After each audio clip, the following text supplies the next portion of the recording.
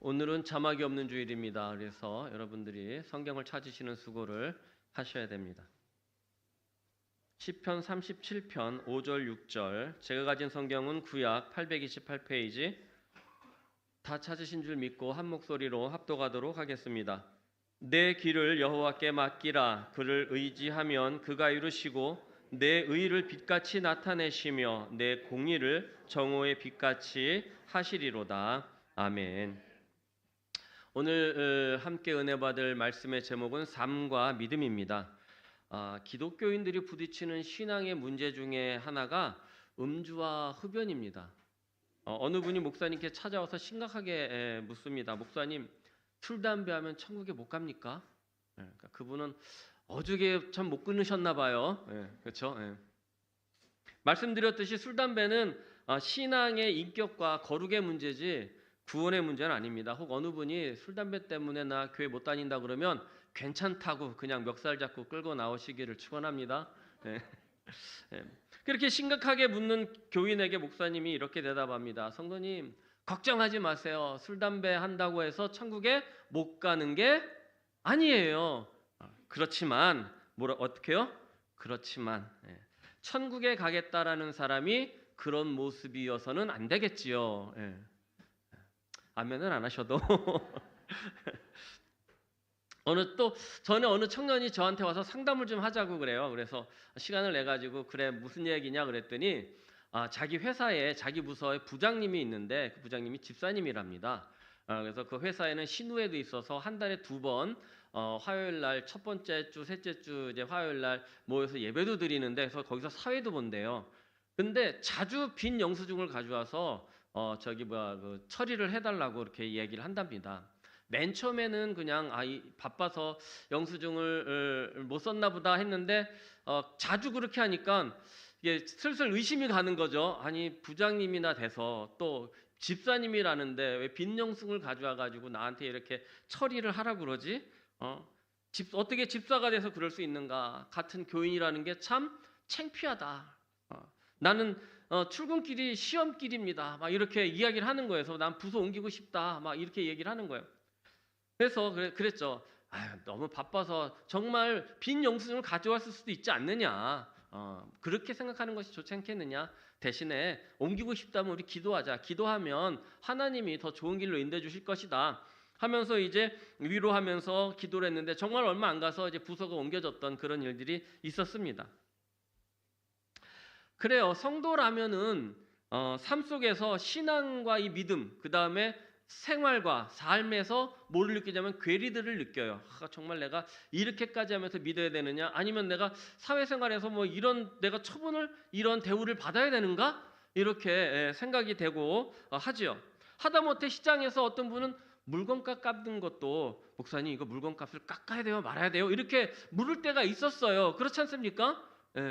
그래서 보면은 그래요. 돈이 조금 이제 모자라거나 사는데 몇백 원 모자라요. 그러면 주인한테 그러잖아요. 아우 사장님 내가 몇백 원이 모자른데 요거 이렇게 해줄 수 있느냐? 그 정도는 할 수 있잖아요. 그렇죠? 뭐 어떤 땐 콩나물이 뭐 천 원에 막 이만큼한 줄 알고 갔는데 2,000원 달라고 그런다. 그러면 아니 너무 터무니없이 비싸네. 한 500원만 깎아주세요. 이렇게 말할 수 있는 거잖아요. 그렇죠?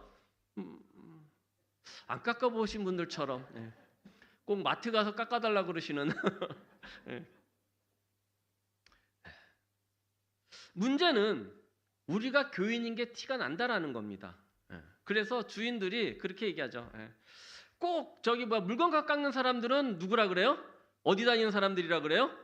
교회 다니는 사람들이다 그렇게 이야기를 해요. 그러면 우리 신앙인들은 그 말에 제발에 절인 거예요. 제발이 절인 거예요. 그냥. 그러니까 이걸 물건값을 깎아야 되는가 말아야 되는가? 아니 깎을 수 있으면 깎으면 좋죠. 안 그렇습니까?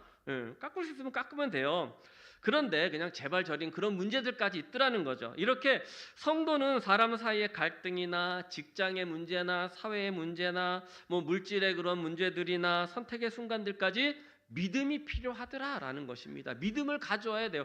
이걸 해야 되나 말아야 되나? 이렇게 하면 하나님이 기뻐하실까 안 기뻐하실까? 이렇게 하면 세상 사람들이 나를 어떻게 볼까? 교인들을 어떻게 흉을 볼까? 이러한 문제들을 고민하는데 이것이 다 어디에 해당되는 문제다? 믿음에 해당되는 문제들라는 것입니다. 그렇다고 그것을 한다고 해서 또 안 한다고 해서 이 사람이 믿음이 좋다, 나쁘다 말할 수도 없는 일이더라. 그러면 이것을 우리가 어떻게 이해하고 해결해야 되느냐? 그래서 오늘 크게 네 가지 삶의 영역에서 우리가 믿음을 어떻게 활용해야 되고 이 믿음이 어떤 역할을 우리에게 하는지 또 이 믿음이 어떻게 해결해 주는지 말씀을 통해서 살펴보려고 합니다. 그리고 이 말씀을 통해서 우리의 믿음이 좀 더 회복되고 그 믿음을 삶에 잘 적용할 수 있기를 축원을 드립니다. 그래서 첫 번째는 사람과 사람 사이의 관계를 해결하는데도 뭐가 필요하다고요? 믿음이 필요하더라는 것입니다. 요즘 사람을 만나면 의뢰 뭐를 물어봐요? MBTI. MBTI. 너는 뭐야? 그렇게 물어봐요. 그러면 나는 뭐 외향적이다, 내향적이다, 직관적이다, 그렇지 않다, 일을 처리하는데 좀 논리적으로 한다, 아니면 감정적에 치우친다, 아니면 사리 판단이 빠르다, 아니면 인지 능력이 좋다, 뭐 이런 것들을 알파벳 숫자로 이렇게 요약을 해가지고 너는 뭐 IFTJ냐 뭐 이렇게 이야기를 하잖아요. 그래서 이것이 알파벳 숫자 4개로 이것이 나야? 라고 이렇게 소개를 해요. 그리고 너는 뭐야? 라고 물으면 나는 이거야? 라고 하면 그 사람을 알파벳 숫자 4개로 그렇게 받아들입니다. 그런데 세상이라는 게 사람과 사람 사이의 문제라는 게 알파벳 숫자 4개로 정의되는 게 아니지 않습니까? 그래서 저는 그런 걸 잘 신경을 안 썼는데 설교를 준비하면서 나는 도대체 어떤 유형의 사람인가 그래서 한번 해봤어요. 근데 문제가 160개인가 그렇게 나오더라고요. 그래서 너무 많아가지고 줄여서 나온 게 있어서 다이제스트라 그래가지고 MBTI 다이제스트 해서 그걸 한번 풀어봤는데 저는 외향적이고 직관적이며 이성적인 사고를 하고 사리 판단을 잘하는 사람으로 나왔어요. 좋은 건 죄다 갖다 붙여놓은 것 같아요. 근데 보면 다 좋아요. 다 좋아요. 이걸 갖다 뭐라 그러냐면 ENTJ라 그래요. ENTJ. NTJ라 그러는데 ENTJ가 저를 대표하는 건 아니다라는 것입니다. 근데 이 MBTI는 지금으로부터 85년 전에 나와 있는, 그러니까 1940년에 브릭스하고 마이어스라는 심리학자가 만든 그 성격 유형 테스트입니다. 성격 유형 테스트.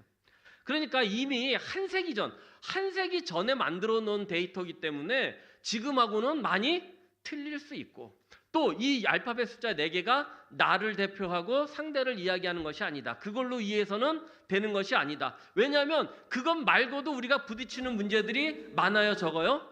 많다라는 것입니다.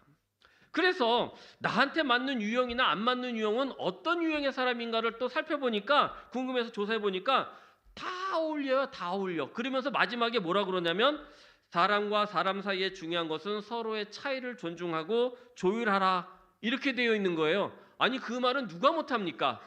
그렇잖아요. 사람의 차이를 존중하고 그 다음에 그것을 갖다가 인정하고 조율하라.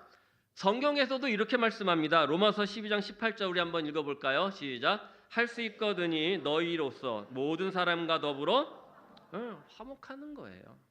화목하면 되는 겁니다. 아멘. 누구의 이름으로? 예수의 이름으로. 누구의 사랑으로? 예수의 사랑으로. 용서할 때도 누구의 사랑으로 용서해요? 예수의 사랑으로 용서합니다. 그렇게 화목하게 되면 우리가 뭐 MBTI가 어떻고 TN이 어떻고 EN이 어떻고 그런 거 다 몰라도 우리는 사람과 사람 사이의 갈등을 해결할 수 있는 첫걸음을 뗀 줄 믿으시기를 바랍니다. 인간관계는 어떤 이들은 만나면 즐거운 사람도 있지만 어떤 사람은 만나기를 꺼려하는 사람들이 있어요. 그래서 이런 갈등된 문제들 때문에 멀리하고 싶기도 하고 그 사람을 안 만나고 싶기도 하고 요즘 같은 시절에는 더 그렇잖아요. 그렇죠? 사람들을 웬만하면 안 만나려고 하는 그런 시대가 왔어요. 그러나 이런 믿음은 갈등을 피하는 게 아니라 그 상황을 어떻게 하는 거다? 대면하는 겁니다. 대면. 뭐 하는 거라고요? 대면하는 용기입니다. 그래서 하나님 앞에서 내가 먼저 화목하는 자로 변하는 것이 믿음인 줄 믿습니다. 뭐 하는 자로 변하는 거예요? 화목하는 자로 변신하는 겁니다. 변하는 겁니다. 그것이 나의 믿음인 겁니다. 그것을 할 수 있게 만드는 것이 뭐예요? 믿음이라는 것입니다. 믿음.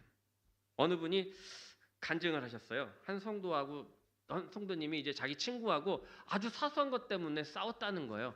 뭐 일방적으로 헤어지자는 통보를 받았다라는 거죠. 그래서 무슨 일이냐 그랬더니 그 상대 친구가 자기한테 와서 하루는 야 친구야 나 정말 힘들다 살기 어렵다 내가 이렇게 세상을 살아야 되냐 막 그러면서 막 그 넋두리로 하고 하소연을 하더라는 거죠.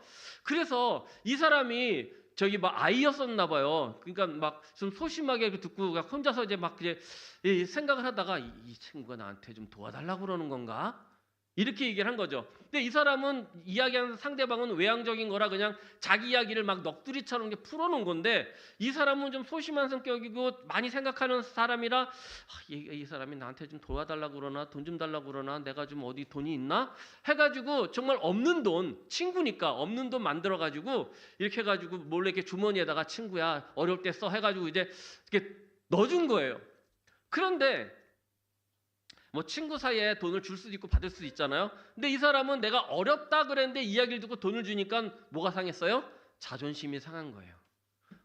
내가 이래서 얘기한 건 아닌데 자존심이 상해서 나를 이렇게 우습게 봤나? 내가 저 사람한테 이렇게 우습게 느껴졌나? 하면서 와가지고 돈을 던지면서 너 XX 너 나를 이렇게 봤어? 그것까지밖에 못 봤어? 이제부터 뭐하지 마? 연락하지 마! 해가지고 이렇게 헤어졌다는 거죠. 그래가지고 몇 년 동안 소식을 끊고 이렇게 살다가 이제 이 사람은 이제 예수 믿는 사람이라 이제 교회를 둘 다 예수 믿는 사람이었구나. 교회를 다니는데 한 번은 이제 골로새서 설교를 듣다가 그 말씀이 자기 심령을 막 찌르더랍니다. 그래서 안 되겠다. 내가 이 친구를 평생 안 볼 친구가 아닌데 먼저 가서 용서하고 사랑하자라는 마음으로 연락을 했고 이렇게 화해를 먼저 청하니까 화목하는 사람으로 변한 거잖아요. 먼저 이렇게 청하니까 지금은 신앙 안에서 더 깊은 사이가 됐다라는 그런 간증을 들었어요. 근데 그분이 그 은혜 받은 말씀이 뭐냐면 골로새서 3장 12절에서부터 14절 말씀인데 우리 함께 읽어보도록 하겠습니다. 시작. 그러므로 너희는 하나님이 택하사 거룩하고 사랑받는 자처럼 긍휼과 자비와 겸손과 온유와 오래 참음을 옷 입고 누가 누구에게 불만이 있거든 서로 용납하여 피차 용서하되 주께서 너희를 용서하신 것 같이 너희도 그리하고 이 모든 것 위에 사랑을 더하라. 이는 온전하게 매는 띠니라. 아멘. 이 모든 것 위에 사랑을 더하시기를 바랍니다. 그래서 누구에게나 불만이 있거든 서로 용납하고 피차 용서하되 주께서 누구를 용서하신 것처럼 우리를 용서하신 것처럼 그렇게 용서할 수 있기를 축원을 드립니다. 여기에 뭐가 필요하냐면 믿음이 필요해요. 믿음이 없이는 이게 할 수가 없다라는 것입니다. 그러고 보면 먼저 미안하다고 이야기하는 사람이 믿음이 더 좋은 사람 같아요. 집에서 그렇잖아요. 집에서 이제 형제가 있어요. 연년생 형제가 이제 뒤지게 싸웁니다. 뭐 중내 사내하고 싸워요. 일하고 돌아오신 어머니가 보니까는 이놈의 자식들이 사이좋게 놀고 공부하라는 건 안 하고 뭐해요? 치고받고 싸우고 붙었단 말이에요. 형제들끼리. 그러니까 막 혼쭐을 막 내놓고 이제 세워놓고 그러죠. 먼저 미안하다고 하는 사람이 뭐예요? 형이야. 먼저 미안하다고 하는 사람이 형이다 이제부터. 그러면 이제 누가 먼저 미안하다고 그래야 돼요? 동생이 먼저 미안하다고 해요? 그러기 전에 형이 먼저 미안하다고 해야 되잖아요. 안 그러면 이제 졸지에 자기가 동생이 될 판인데 그잖아요. 그죠? 그래서 진짜 하기 싫지만 형이 동생한테 이야기합니다. 내가 미안해. 그러면 동생도 이야기하죠. 형 나도 미안해. 그렇게 해서 화해를 하게 돼요. 그렇죠? 뭐 안 해보신 사람들처럼 참 사실 형이 먼저 미안하다고 이렇게 얘기를 해야 동생이 안 되고 동생은 동생이니까 동생 이야기 들어도 되는데 그죠? 형이 동생 이야기를 들으면 며칠 동안 말 못할 것 같잖아요. 그러니까는 그거예요. 어머니가 지혜로운 거죠. 야, 형 그런 얘기를 하면서 형한테 먼저 미안하라 이야기하기보다 용서라는 걸 형제 사이 용서라는 거는 누가 먼저 하는 거다라는 거를 참 지혜롭게 가르쳤던 것 같아요. 아멘 안 하셔도 돼요 이거는. 데살로니가전서 5장 13절을 한번 보시겠습니다. 그들의 역사로 말미암아 사랑 안에서 가장 귀히 여기며 너희끼리 화목하라. 우리가 화목할 수 있는 거는 서로 귀히 여기고 사랑할 때입니다. 여기에도 뭐가 필요해요?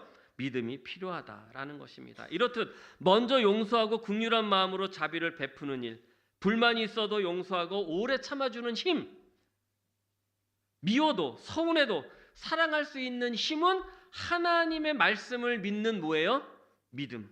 거기에서 나오는 것입니다. 그래서 우리는 이 믿음을 통해서 묶인 매듭이 있다면 푸시고 그 관계를 회복하시기를 축원을 드립니다. 두 번째, 사회생활의 어려움도 뭐가 필요하다? 믿음이 필요하다.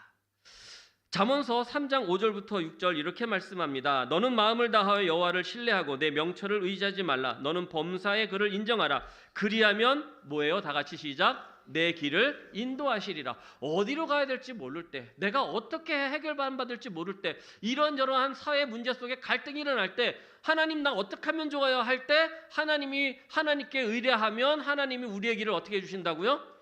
인도해 주신다라고 분명하게 말씀하고 계십니다. 성도가 제일 많이 부딪히는 곳이 아마 사회일까 합니다. 사회는 성도가 제일 많이 생활하는 곳이죠. 그래서 따져보니까 집에서보다 밖에서 사는 삶이 우리의 4분의 3이라 그래요. 4분의 3.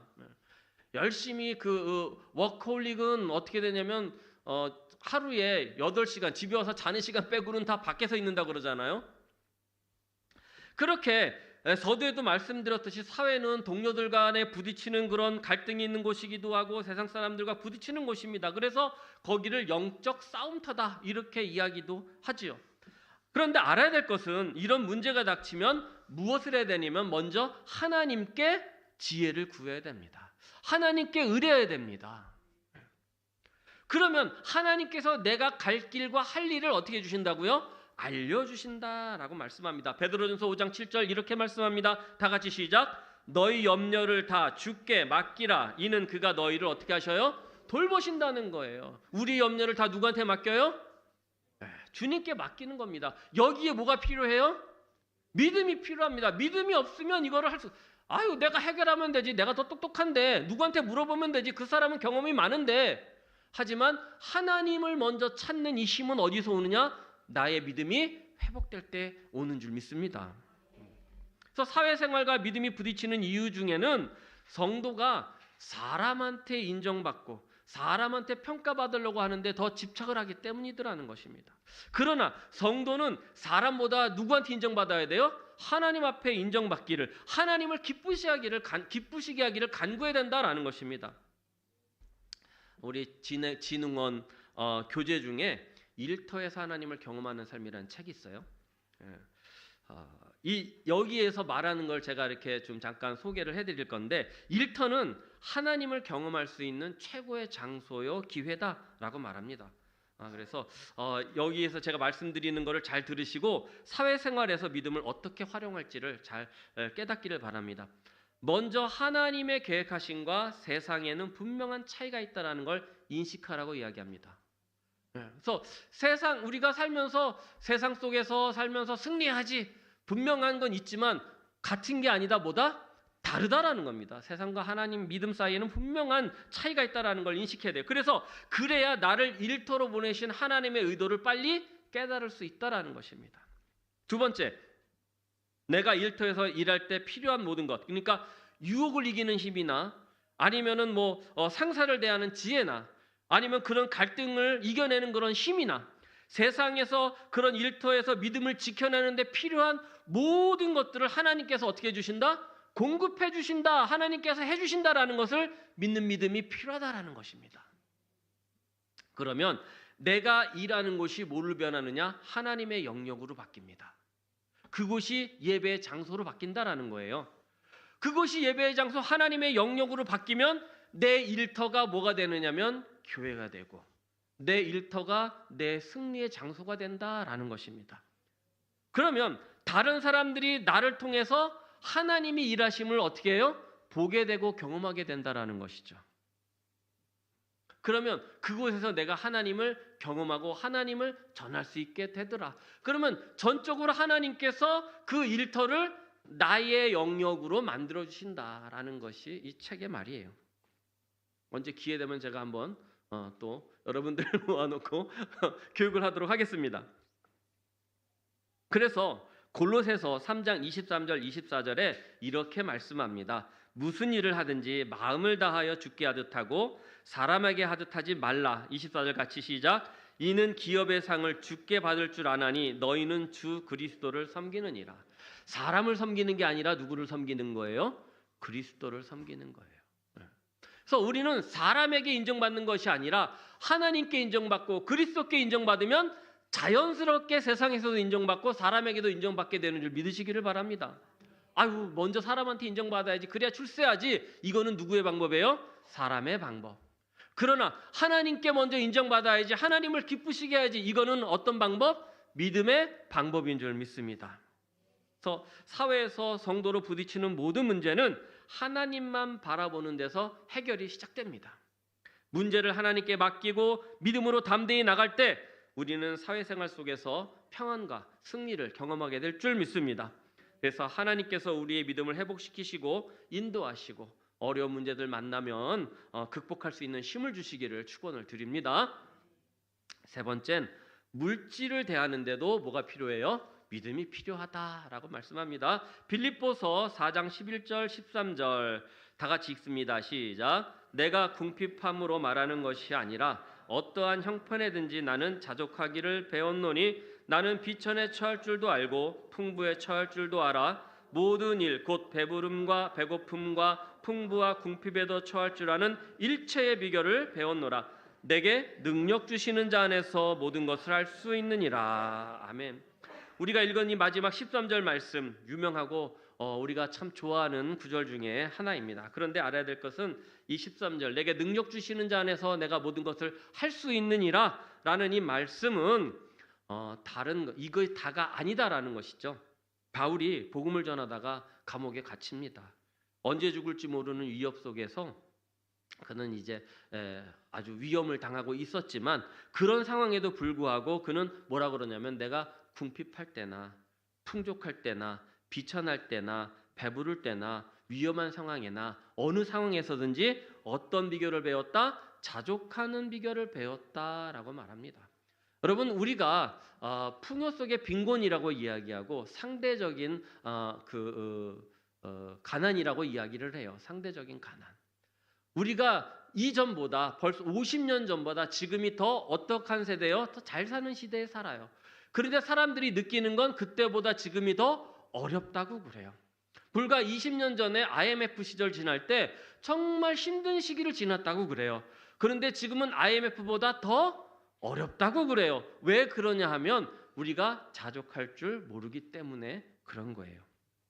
그래서 바울이 말하는 이 자족하는 비결은 감옥에서 그가 어떤 수양을 해가지고 무슨 깨달음을 얻어서가 아니라 그냥 어떤 거냐면 능력 주시는 자 안에서 모든 것을 할 수 있는 능력이다라고 고백하는 고백인 겁니다.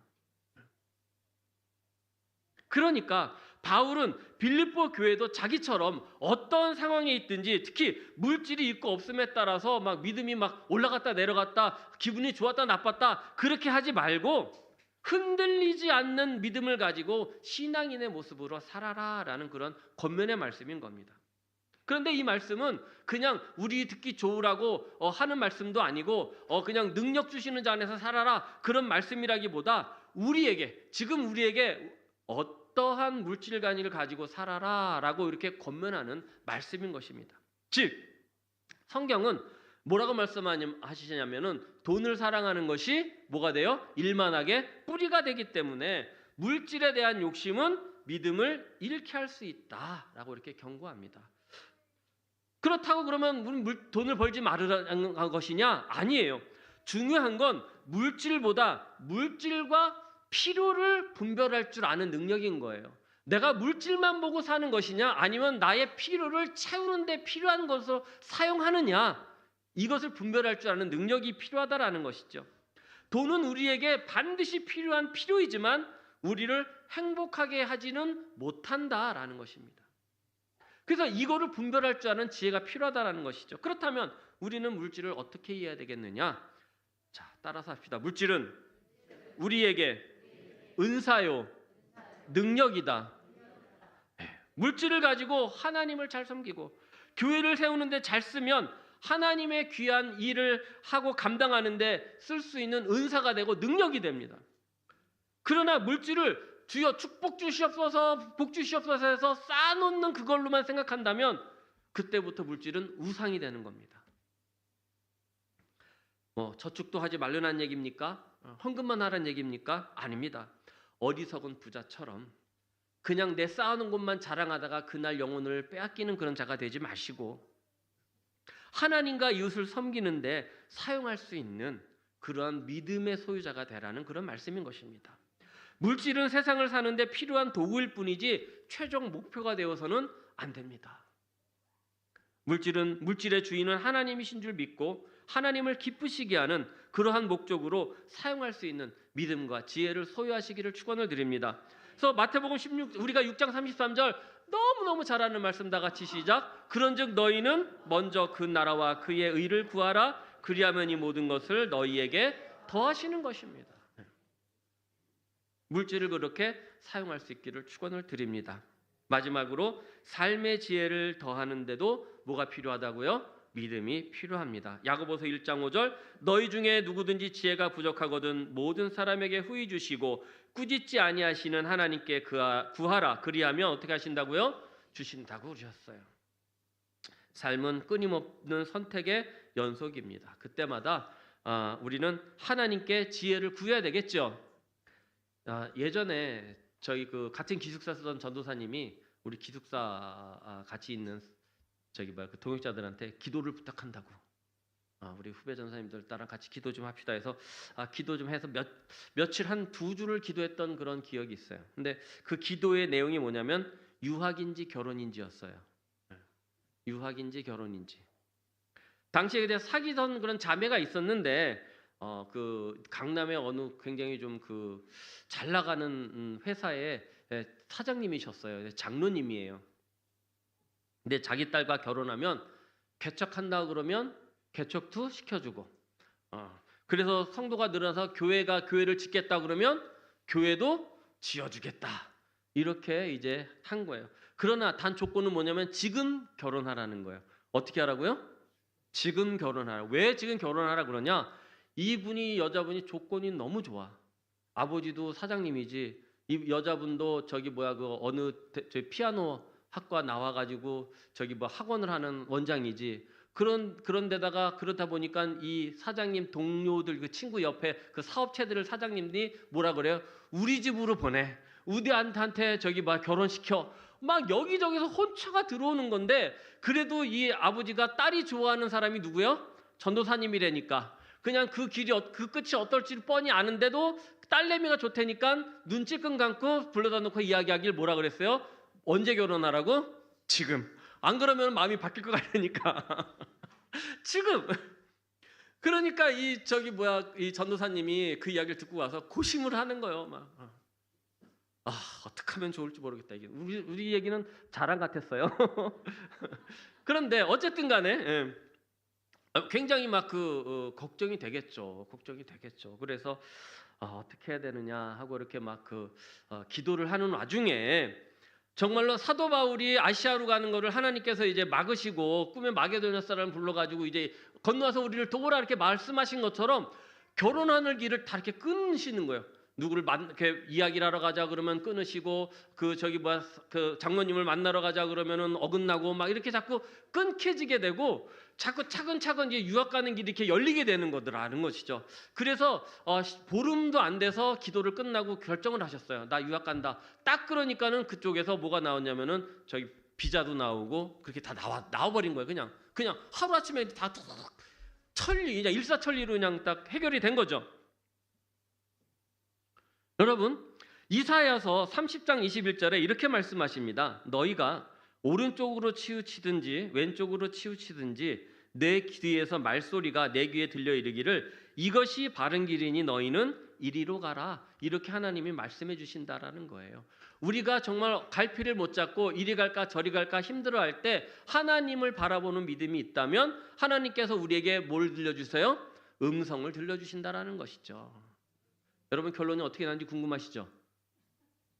결혼했을까요? 안 했을까요? 아이고 참. 여러분 이 선배님이 유학을 가가지고 영국으로 유학을 가가지고 돌아오셔서 교수가 됐습니다. 신학과 교수가 되고요. 결혼도 그분과 하셨습니다. 네. 박수. 사랑하는 성도 여러분, 삶은 선택의 연속이라고 했고 이 선택에서 하나님이 더 좋은 길로 인도해 주실 것을 믿는 뭐가 필요해요? 믿음이 필요한 줄 믿습니다. 그 이유는 우리에게 닥친 그 선택의 문제보다 하나님께서 더 크시기 때문입니다. 그런 문제보다 크신 하나님께 우리가 의뢰할 때 하나님은 우리의 길을 인도해 주실 줄 믿습니다.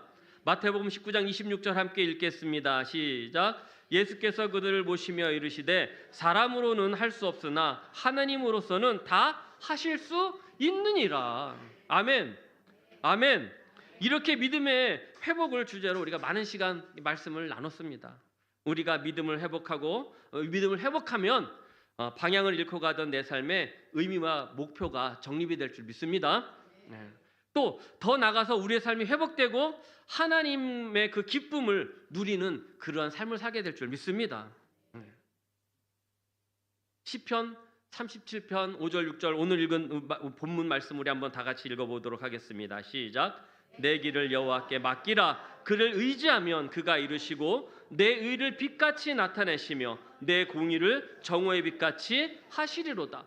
맨 처음 본문 읽을 땐 이 말씀이 무슨 말씀인가 했는데 오늘 마지막에 읽으니까 이 말씀이 은혜로 와닿은 줄 믿습니다. 이 말씀을 가지고 능력을 회복하시기를, 믿음을 회복하시기를 축원을 드립니다. 그래서 삶이 회복되기를 축원합니다. 사업도 회복되고 건강도 회복되고 가정도 회복되고 무엇보다 회복되는 믿음을 통해서 하나님께서 주시는 은혜와 축복 그리고 감사와 기쁨을 누리시는 저와 여러분들이 되시기를 주님의 이름으로 축원을 드립니다.